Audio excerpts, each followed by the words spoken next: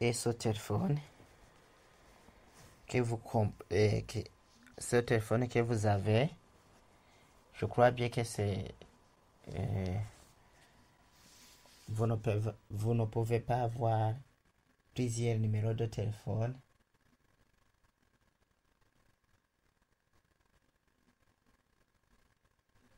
Vous ne pouvez pas avoir le même numéro de téléphone. Je crois bien que aussi un téléphone peut être un chat identifiant. Mais puisqu'on a défini ID employé, ID ample, qui signifie identifiant de l'employé, on n'a pas besoin de mettre téléphone comme un chat identifié.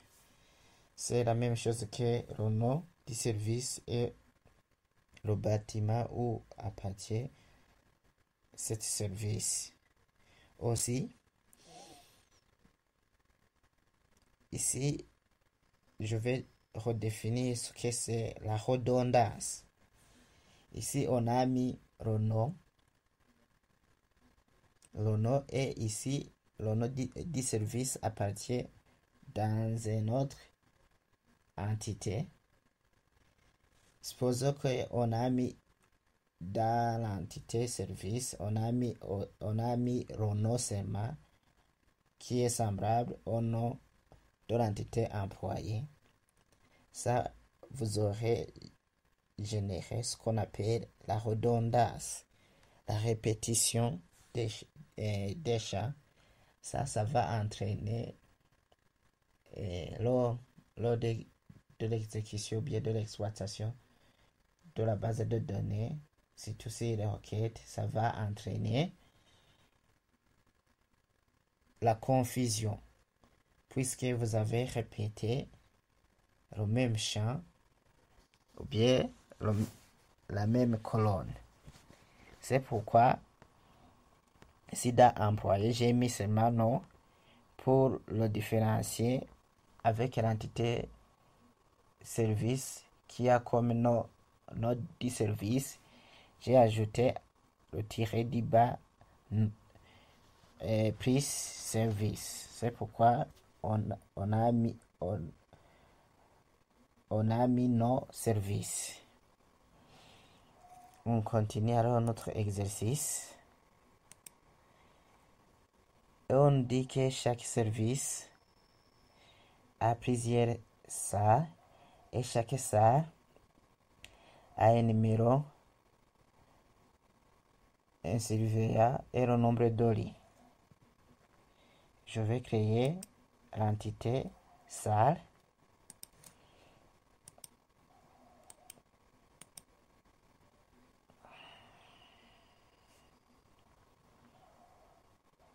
Et je mets alors le nom de l'entité salle. Et on nous dit que une salle est caractérisée par son nom, son surveillant et le nombre de lits. Ici, je mets NIM, numéro salle par exemple, et je vais le mettre comme un entier qui sera automatiquement généré. Je mets aussi le nombre de lits, NBRI, le nombre de lits, je peux mettre un entier, je peux mettre integer, ce sont des entiers. Je clique ici ajouter et je vais migrer les champs vers à droite et je clique ici OK. Et si vous vous demandez pourquoi je n'ai pas mis le surveillant, et moi je vous pose la question si le surveillant n'appartient pas aux employés de l'hôpital. S'il appartient aux employés de l'hôpital, s'il appartient aux employés de l'hôpital, cela veut dire que on a déjà créé un employé surveille une salle, et ici on dit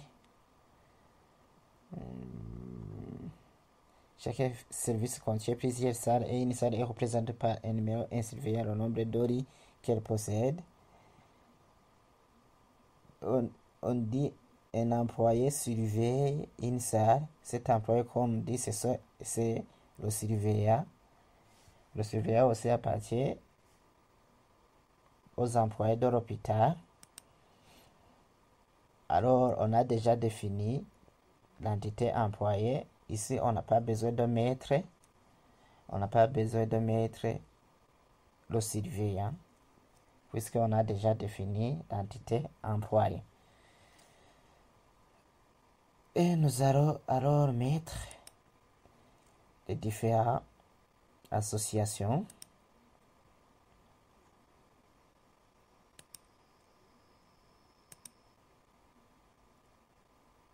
Ici,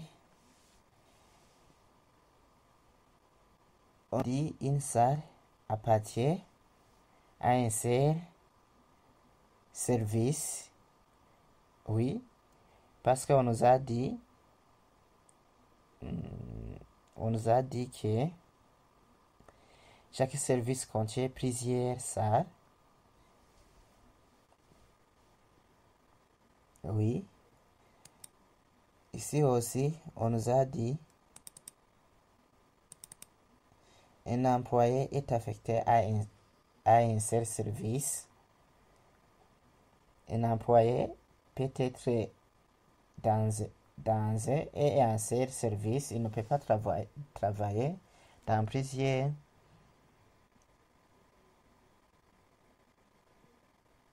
plusieurs services.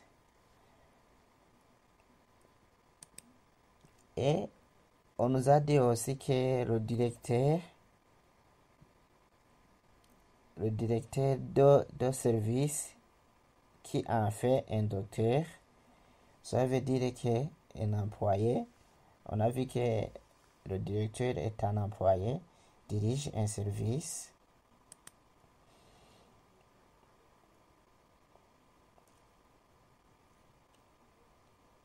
Aussi, un service contient un service peut contenir plusieurs salles. Ici, on nous a dit qu'un service peut contenir plusieurs salles. Et on nous a dit aussi que le surveillant, qui est en même temps un employé de l'hôpital, surveille une seule salle. Ici, alors, je vais mettre les différentes associations.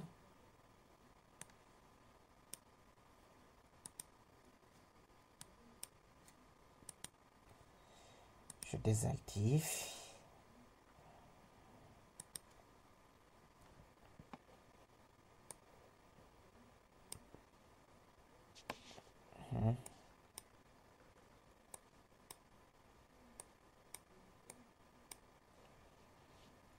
Je vais modifier différentes cardinalités après, selon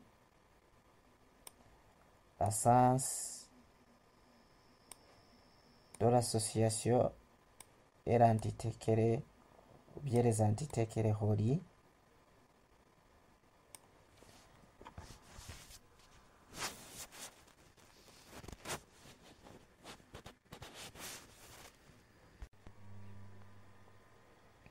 Et ce téléphone